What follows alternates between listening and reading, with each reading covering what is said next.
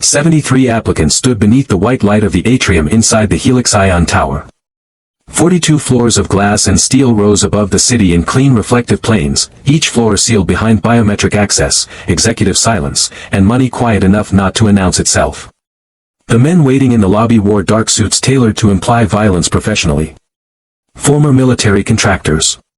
Executive protection specialists. Ex-police tactical response. Men with necks too thick for their collars and the posture of people accustomed to being watched when they entered a room. At 8:41 a.m., the revolving doors turned. And the room laughed. Not loudly. Wealthy environments rarely laughed loudly. The sound moved through the crowd in restrained waves. Smirks. Side glances. The soft exhale of entertained contempt. Because the man who stepped into the tower did not look like competition. His shirt was wrinkled at the cuffs.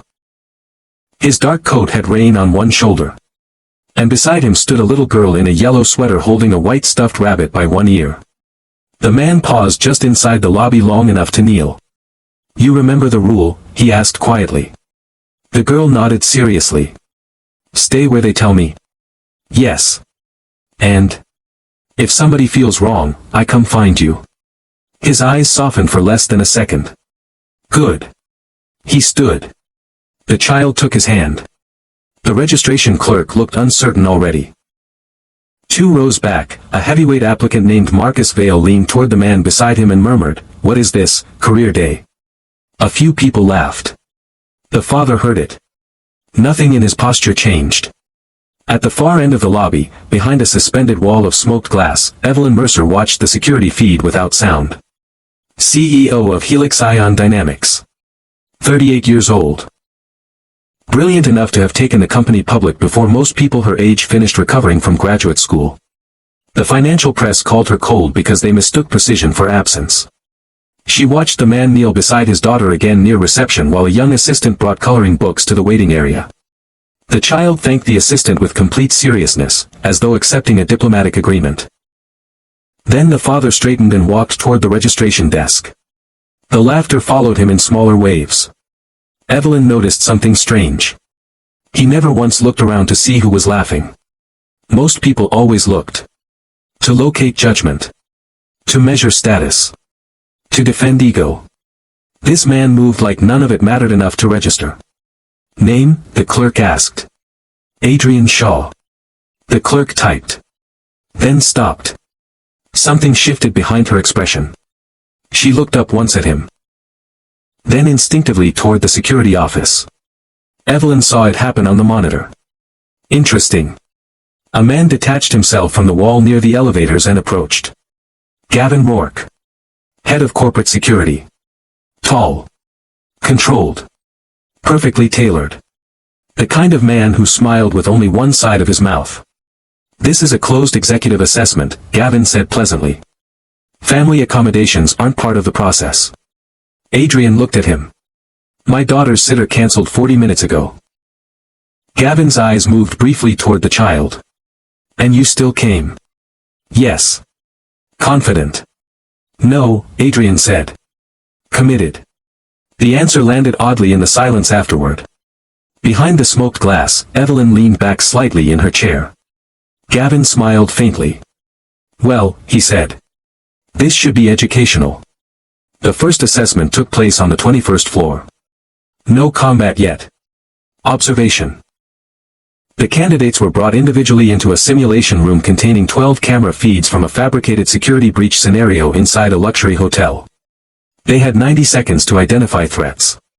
Most men looked for weapons. Adrian looked at behavior. "Candidate 27, the evaluator said. Proceed." Adrian stood with his hands loosely folded behind his back while the footage rolled. Crowded ballroom. Catering staff. Political donors. Musicians. Movement everywhere. At second 53, Adrian spoke. Camera 6. The evaluator marked something. The waiter near the east corridor. Reason? Tray weight imbalance. The evaluator looked up. Adrian continued watching. He's carrying less weight on the left side. Right arm compensating. Hidden mass under jacket. The room quieted. Continue. Camera 2. Woman near the staircase isn't with the group she arrived beside. Why? She never mirrors their movement. The evaluator's pen slowed. Camera 9, Adrian said. Maintenance worker. What about him? He checks reflective surfaces instead of equipment. The evaluator stopped writing entirely. Adrian tilted his head slightly toward the monitor. There's another one. Where? Camera 4. The evaluator frowned. There's nobody threatening in 4. Adrian watched 2 more seconds. The pianist. Silence. His foot position keeps changing beneath the pedals. He's waiting for movement timing. The evaluator rewound the footage. Slowly. The pianist's right shoe shifted every few seconds toward the ballroom entrance. Micro adjustments. Line of sight corrections. The evaluator looked back at Adrian carefully now. How many total threats? 5. There are 4 marked in the scenario. Adrian finally looked at him. There are 5. The physical assessments began an hour later. The room changed atmosphere the moment the mats came out. Men straightened unconsciously. Adrenaline entered the air. Marcus' veil became louder. Because men like Marcus understood physical hierarchy the way bankers understood percentages. 6'4". 260 pounds. Former national combat sports champion. He moved through the waiting area with relaxed ownership. Gavin Rourke handed him the bracket personally. Marcus glanced down the list. Then smiled. Adrian Shaw. Gavin folded his arms. Problem? Marcus looked across the room toward Adrian, who sat beside the wall reading quietly while his daughter colored beside him. No, Marcus said. Not a problem. Evelyn arrived at the training floor midway through the second round. Conversation stopped when she entered. Not because she demanded attention. Because powerful people alter the atmosphere simply by arriving inside it. She acknowledged nobody immediately. Her eyes moved once across the room. Then stopped. Adrian sat beside his daughter near the far wall. The little girl was drawing a tree with exaggeratedly large green leaves. Adrian was listening to her explain something with complete attention, despite the noise around them. Not distracted. Not pretending. Listening. Evelyn realized suddenly that she had never once seen a man in this building give another person undivided attention unless money was attached to it. The realization stayed with her longer than expected. Miss Mercer. Gavin approached. The final physical pairing is about to begin. She looked toward the bracket. Marcus Vale. Adrian Shaw. Not subtle. You arranged this? She asked. Gavin smiled lightly. I arranged efficiency. Across the room, Adrian stood. He crouched beside his daughter. I'll be right there. The little girl held up the stuffed rabbit. Pepper's nervous. Adrian took the rabbit solemnly. I understand. He adjusted the rabbit's ear once, then handed it back.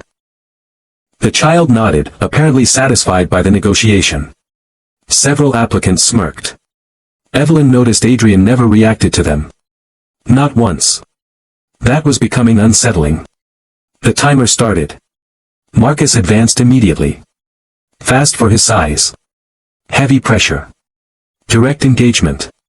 Minimal patience. Adrian moved once. Barely. Not backward. Diagonal. A tiny angle adjustment that caused Marcus's grip to close against empty air. Most of the room missed it. Marcus recovered instantly and attacked again. This time harder. Adrian's breathing never changed. Evelyn noticed that first. Not the movement. The breathing. Marcus attacked a third time. And something about Adrian shifted. Not emotionally. Mechanically. Like a calculation finishing. What happened next occurred too quickly for most observers to process cleanly. Adrian stepped inside the larger man's reach. One hand redirected Marcus's elbow. The other controlled the shoulder line for less than half a second.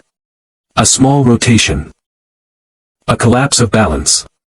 Marcus hit the mat face first with enough force to shake the floor. The room froze. 23 seconds. No dramatic impact. No wild exchange. No visible effort. just precision. Marcus tried to rise. Couldn't. Adrian released pressure immediately and stepped back. His breathing remained steady. He adjusted the cuff of his sleeve once. Then looked toward the referee. Is he injured? The question disturbed the room more than the takedown. Because it was sincere. Marcus rolled onto one elbow finally, stunned more than damaged. What the hell was that? Adrian considered the question. Timing, he said. Nothing else. He stepped off the mat. Across the room, Evelyn realized she had unconsciously moved closer during the fight. Her hand rested lightly against the glass partition near the entrance. Gavin Rourke was staring at the mat with an expression he had not prepared in advance. Fear. Very small. But real. And Adrian noticed it immediately. The offer was made 3 hours later. Private office. 38th floor. Floor-to-ceiling windows. The city looked organized from this high up. Evelyn sat behind a desk empty except for a monitor, a glass of water, and a silver pen aligned perfectly parallel to the edge. Adrian entered with his daughter beside him. The little girl stopped near the windows. There should be plants in here, she said. Silence. Evelyn blinked once. No one's ever mentioned that. They help rooms breathe. Adrian glanced toward his daughter. Not embarrassed. Just attentive. What's your name? Evelyn asked. Lucy. And who's this? Lucy held up the rabbit. Pepper. He's brave under pressure. Something almost moved across Evelyn's face. Almost. Good quality to have. Lucy nodded seriously and wandered toward the bookshelf. Evelyn looked back at Adrian. You knew Gavin arranged that fight? Yes. And you stepped onto the mat anyway? Yes. Why? You needed to see it. The answer sat between them. No ego in it. No challenge. Only fact. Evelyn studied him carefully. Most men in powerful environments performed confidence constantly. Adrian performed nothing. That absence had weight. She opened the contract folder. Your references are unusually classified. Yes. You were special operations. A pause. Yes. Recently? No. She waited. He did not elaborate. Interesting again. Why leave?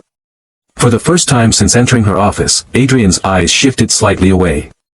Not avoidance. Memory. My wife died 3 years ago. Silence settled softly into the room.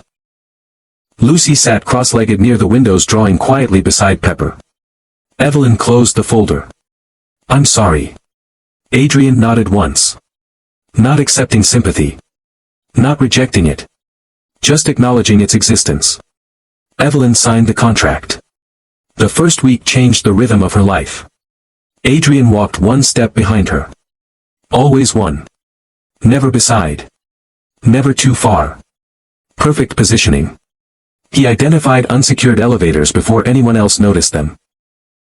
Memorized employee behavior patterns within 48 hours. Detected tension in meetings before conversations turned hostile. Once, during a shareholder dinner, he quietly moved Evelyn 6 inches to the left while opening a ballroom door. 2 seconds later, a waiter carrying an overloaded tray stumbled exactly where she would have been standing. Lucky instinct, she asked afterward in the car. Adrian looked out the window. The tray tilted early. Nothing more. Lucy entered Evelyn's office for the first time on a rainy Thursday. School closure. Emergency schedule disruption. Evelyn expected noise. Instead, Lucy quietly occupied the corner sofa beneath the eastern windows and drew for 3 hours without interruption. At one point she walked to Evelyn's desk holding a picture. 3 figures beneath a large green tree. One tall. One smaller. One in a dark coat. Evelyn looked at it for a long moment. You forgot Pepper, she said carefully. Lucy took the drawing back, added the rabbit, and returned it. Evelyn placed the paper inside her desk drawer instead of the trash bin reserved for unnecessary documents. She noticed Adrian watching this from near the office door. Neither of them mentioned it. The email arrived at 11:13 p.m. No sender. One attachment. A screenshot from Heliction's merger agreement with Iridian Capital. A clause buried beneath acquisition language. Emergency executive displacement authorization. Evelyn read it twice. Then a third time. Her reflection stared back at her faintly through the dark office windows. Someone had engineered a legal path to remove her from her own company. Adrian appeared silently at the office doorway. "You're being isolated," he said. She looked up sharply. "You knew." "I suspected." "How?" "Patterns." He crossed the office slowly. "People stop making eye contact when they've already chosen a side." The sentence stayed with her. Over the next 8 days, Adrian built a private timeline. Missing camera footage. Altered elevator logs. After-hours server access. Security badges moving where they shouldn't. Every pattern pointed toward one person eventually. Gavin Rourke. Internal betrayal always revealed itself through small arrogance. People who believed they understood systems eventually stopped respecting them. Adrian had spent years learning that. The attack began during the quarterly board session. Perfect timing. All executives contained in one room. Attention directed inward. Security focus diluted. 4 men entered through the Eastern Service corridor wearing maintenance credentials. Professional. Controlled. Unhurried. They expected empty hallways. Instead they found Adrian waiting beside the server room door. The first man reached for his weapon. Too slow. Adrian closed distance instantly. One strike to the throat. Elbow control. Weapon redirected. Second attacker down before the first hit the floor. The third tried to flank. Adrian moved without hesitation. Observers later struggled to describe the sequence accurately because it never looked chaotic. Only efficient. Violence stripped of emotion.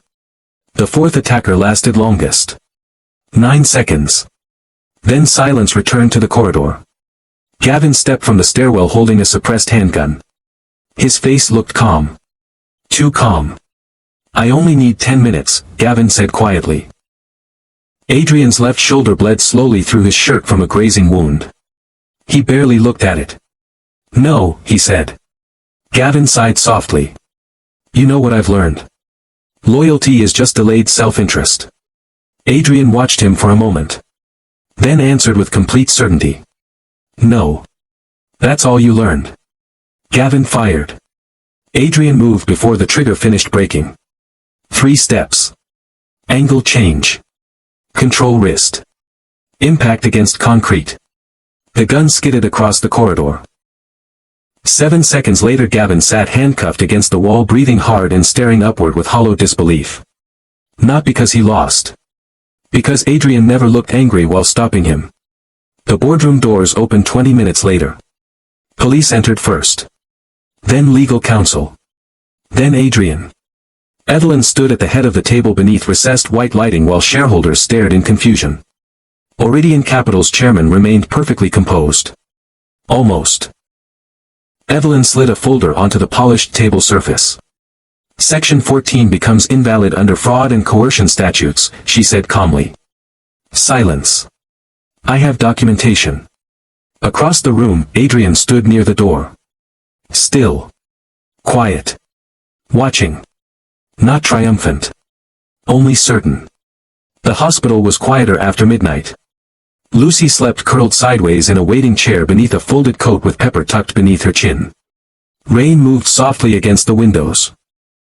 Evelyn sat nearby holding a paper cup of untouched coffee. Adrian emerged from the treatment room with fresh bandaging visible beneath a clean shirt. He stopped when he saw them. Lucy sleeping. Evelyn still waiting. Something in his expression changed slightly. Not surprise. Something more careful than that. Evelyn noticed him looking at the drawing Lucy had left beside the chair earlier that evening. The same tree. But now there were lights in the windows of the house beneath it. "You stayed," he said quietly. Evelyn looked toward the sleeping child. "She asked me to." Silence settled between them comfortably now. Different than before. Adrian sat carefully beside Lucy. One hand adjusted the blanket near her shoulder with automatic gentleness. Evelyn watched him for a moment. Then she moved the untouched coffee cup toward him. Their fingers brushed briefly. Neither pulled away immediately. Outside, the city continued in distant reflections beyond the rain-streaked glass. Traffic. Sirens. Light. Inside the corridor, Lucy shifted in her sleep and unconsciously moved closer toward both of them. Neither adult moved. After a while, Evelyn spoke softly without looking up. She added something new to the drawing. Adrian glanced toward it. What? The plants. A pause. Then finally. Very small. Very brief. But completely real. Adrian smiled.